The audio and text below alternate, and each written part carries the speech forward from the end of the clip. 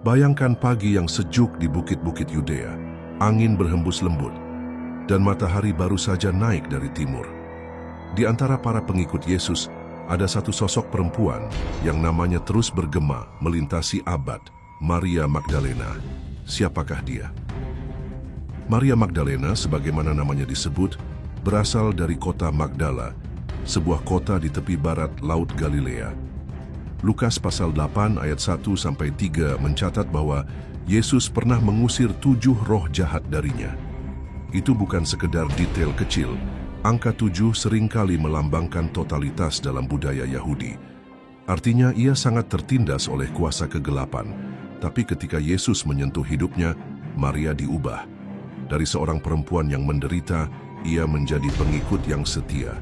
Maria lalu menjadi salah satu dari sedikit perempuan yang secara konsisten menyertai pelayanan Yesus, bahkan menopangnya secara materi bersama perempuan-perempuan lain. Mereka bukan hanya penonton, melainkan pelayan-pelayan Injil di balik layar.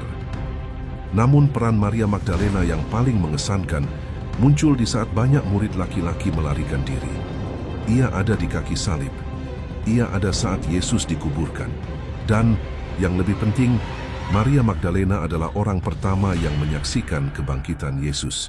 Yohanes pasal 20. Dialah yang pertama mendengar Yesus yang bangkit berkata, "Maria," dan dia menjawab, "Rabuni." Yesus lalu mengutusnya kepada murid-murid lain berkata, "Pergilah kepada saudara-saudaraku." Karena itu gereja mula-mula menjulukinya Apostola Apostolorum, rasul kepada para rasul. Apakah dia perempuan yang mengurapi Yesus? Disinilah muncul kebingungan. Ada kisah seorang perempuan yang mengurapi kaki Yesus dengan minyak wangi mahal, lalu menyeka kakinya dengan rambutnya. Kisah ini muncul dalam semua Injil dengan beberapa variasi. Dalam Lukas pasal 7, Markus pasal 14, Matius pasal 26, dan Yohanes pasal 12. Dalam Lukas 7, perempuan itu digambarkan sebagai seorang berdosa tanpa nama. Di Yohanes 12, justru Maria dari Betania, saudara Marta dan Lazarus, yang mengurapi kaki Yesus. Lalu bagaimana Maria Magdalena bisa diasosiasikan dengan perempuan ini? Pada abad ke-6, Paus Gregorius Agung dalam sebuah khotbah menyatukan ketiga tokoh itu. Maria Magdalena, perempuan berdosa di Lukas 7, dan Maria dari Betania. Sejak saat itu, tradisi Barat mulai menggambarkan Maria Magdalena sebagai mantan perempuan penuh dosa yang kemudian bertobat. Namun Alkitab sendiri tidak pernah menyebut Maria Magdalena sebagai perempuan penuh dosa dan tidak secara eksplisit mengaitkannya dengan perempuan pengurap Yesus. Jadi kesimpulannya, menurut kitab suci, Maria Magdalena bukanlah perempuan yang mengurapi Yesus dan Alkitab tidak pernah menyebutnya sebagai perempuan penuh dosa yang bertobat. Injil Maria Magdalena. Siapa yang menulisnya?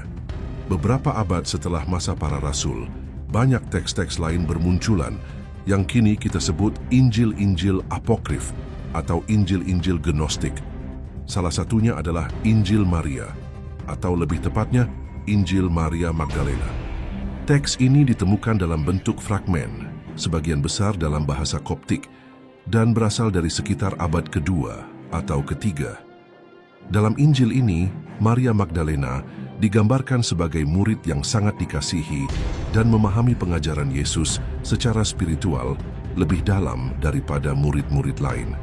Petrus bahkan cemburu terhadapnya. Apakah Maria Magdalena benar-benar menulis Injil ini? Hampir pasti tidak. Seperti banyak teks pada masa itu, penulisnya memakai nama tokoh terkenal agar tulisannya memiliki otoritas. Praktik ini disebut pseudepigrafa, menulis atas nama orang terkenal. Mengapa Injil Maria Magdalena tidak masuk dalam Alkitab? Pertanyaan yang sering muncul. Jika Injil Maria Magdalena mengandung ajaran Yesus, mengapa tidak dimasukkan dalam kanon Alkitab? Untuk memahami ini, kita perlu tahu bagaimana Alkitab disusun. Kanon Perjanjian Baru tidak disusun dalam satu malam, melainkan melalui proses panjang, di mana gereja-gereja mula-mula mempertimbangkan beberapa kriteria utama. 1. Apostolisitas. Apakah ditulis oleh rasul atau seseorang yang dekat dengan rasul? 2. Ortodoksi. Apakah isinya selaras dengan ajaran Yesus yang diteruskan secara umum? 3. Pemakaian luas. Apakah surat atau kitab itu digunakan secara luas dalam ibadah jemaat-jemaat? Injil Maria Magdalena tidak memenuhi kriteria-kriteria ini. Ia muncul jauh setelah para rasul wafat, berisi ajaran yang sangat dipengaruhi Gnostisisme, sebuah aliran yang meyakini bahwa keselamatan datang melalui pengetahuan rahasia dan bahwa dunia material itu jahat. Selain itu, Injil ini tidak digunakan secara luas dalam ibadah gereja mula-mula. Oleh sebab itu, ia tidak dimasukkan dalam kanon Alkitab. Apa yang bisa kita pelajari dari Maria Magdalena hari ini?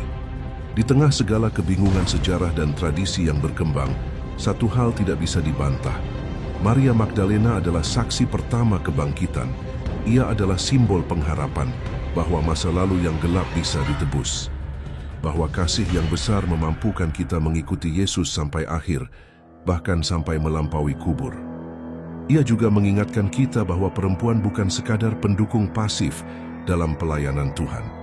Maria Magdalena adalah saksi, pembawa kabar sukacita, murid yang setia, dan utusan yang diutus sendiri oleh Yesus. Jadi apakah Maria Magdalena pernah mengurapi Yesus? Tidak. Apakah dia pernah menulis Injil? Tidak secara langsung, namun namanya digunakan dalam teks yang mencerminkan pandangan tertentu pada abad kedua. Namun apakah ia murid sejati yang patut dikenang dan diteladani? Tanpa ragu, iya. Maria Magdalena adalah gambaran dari kasih yang menebus, kesetiaan yang bertahan, dan iman yang tidak goyah meskipun diselimuti kegelapan. Dan sampai hari ini, namanya terus kita ingat. Bukan karena siapa dia dulunya, tapi karena siapa dia setelah bertemu Yesus.